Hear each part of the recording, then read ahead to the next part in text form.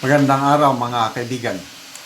Bigyan natin ng reaction opinion itong post ng GMA News. Pahayag ni Senator Panfilo Lacson tungkol sa posibleng pananagutan ni Martin Romualdez sa flood control scam. Okay, the draft report of the Senate Blue Ribbon Committee's investigation into the alleged flood control fund anomalies includes, former House Speaker Martin Romualdez among those recommended to face criminal charges, Senate President Pro Tempore Lacson said on Sunday. Lacson sought to dispel speculation that Romualdez had been spared from any liability in the draft committee report. Lacson explained that Romualdez may not have been among those initially highlighted because his alleged involvement falls under the committee's second category, individuals whose names were mentioned during the Senate probe but for whom there is no direct evidence that they received money. Anong walang receive money? Di ba yung testimony ni Orly Gutesa? Sinabi niya nag-deliver sila sa 30 Tamarind Street para kay Romualdez. I don't know. Wala daw eh. Jamie News Online has sought Romualdez comment on the matter and will update this story once he issued a response. I don't know kung ano ang dating sa inyo nito. Opinion ko lang ito.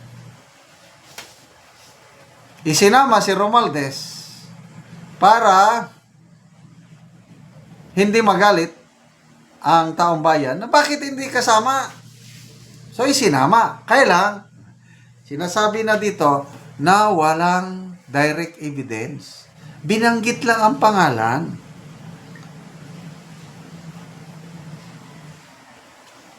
So, anong mangyayari dito? Malakas ba ang kaso? O baka ibabasura rin ng ombudsman? Ay, nako. Grabe, ano? Basa tayo dito sa mga comments. Sinama, kunuhay. People who reacted. 4,200 nag-react. 3,300 ang tumatawa, hindi naniniwala dito kay Lacson. 69 galit. Hindi ako naniniwala na totohanan nilang kasuhan si Romualdez. Isinama lang dyan para matanggal yung isipan ng taong bayan na prinoprotektahan si Romualdez. Kasi sinabi niya yung last na hearing ng Blue Ribbon, mahina ang ebidensya. Yung dalawang babae na nagtistigo, i-present niya, siya mismo nagsabi, mahina. Kampo ni Romualdez, sabi, hearsay. Tapos sabi niya, we will take the lead, investigate further. Sabi pa niya na sa susunod na hearing, ipapatawag nila yung attorney Paras, yung nagmeme-ari sa kumpanya na nakabili sa mansion sa Forbes Park, at ipaliwanag kung paano niya nabili yung nasaan yung next hearing? Wala na na-stop na. We were not born yesterday.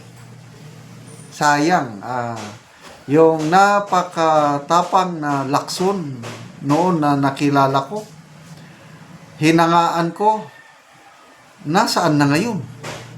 Akala ko galit siya, ayaw niya ng korupsyon. Ngayon, parang may pinipili. Hindi ko na maintindihan So, dito, yung kanyang pahayag, tinatawanan siya ng netizens. 768 lang ang nag-like sa kanyang pahayag. Okay, basa tayo sa mga comments.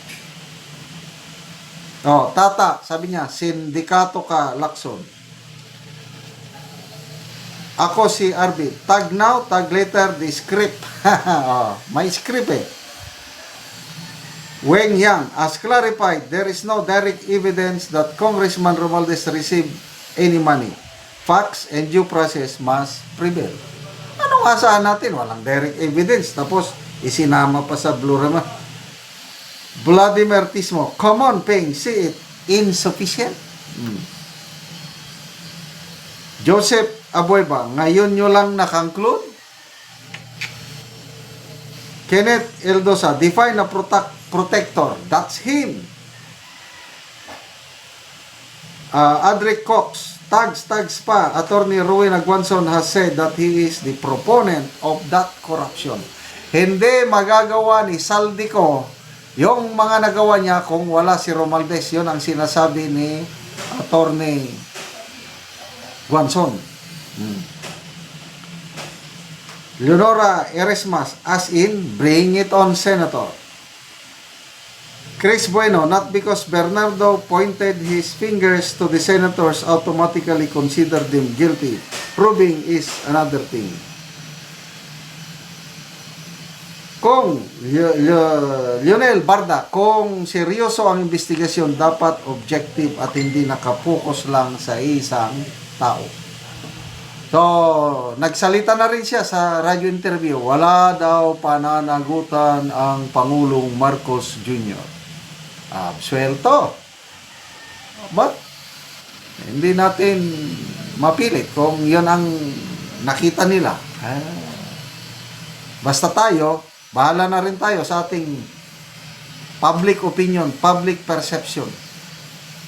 May mga nagsasabing mga mambabatas na ang utak, ang big fish, ang Pangulong Marcos Jr.